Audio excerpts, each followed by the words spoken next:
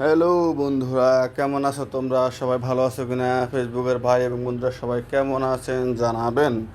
আশা করি অনেক দিন ধরে আপনাদেরকে কয়েকদিন ধরে একটা বড় ভিডিও দিতে পারতেছি না, তার জন্য একটু বের হয়ে গেলাম এক বড় ভাইয়ের সাথে। আমার একটু ব্যাংকেও কাজ ছিল, ওনারা ব্যাংকে কাজ আছে, তার জন্য চলে আসলাম, ওনার সাথে চলে আসলাম। তো এই জন্য ভাবলাম আস্তে আস্তে আপনাদেরকে একটু কিছু দেখানোর চেষ্টা করি। ওমানের একটা রাস্তা দিয়ে চলতেছি আমরা। আমাদের ইয়ে থেকে বের হয়ে মেন রোড ওঠার পরে রাস্তাটা দেখাচ্ছে আপনাকে। সূর্য উঠে গেছে বড় বড়, প্রায় 7টা 10 বাজে এখন, বাংলাদেশ টাইম 9টা 10। এই টাইমে দেখতেছি যে ওমানের রাস্তাটা দেখেন কত সুন্দর, দুই পাশে সবুজের মায়া ঘেরা।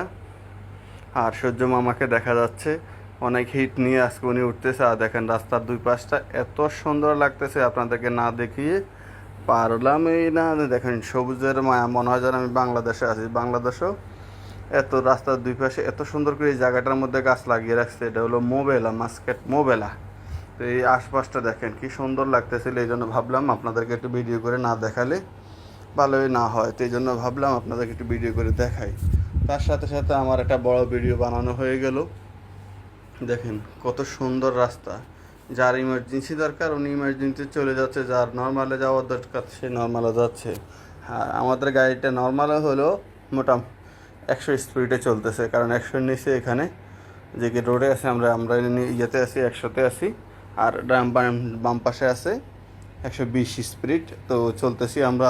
দেখেন এখানে একটা মসজিদ দেখা যাচ্ছে অনেক দূরে, খুব সুন্দর। কিন্তু যে যদি ভিডিও করতে পারতাম একটা সুন্দর হয়তো, অনেক সুন্দর সুন্দর মসজিদ আছে এই এরিয়ার মধ্যে দেখলাম।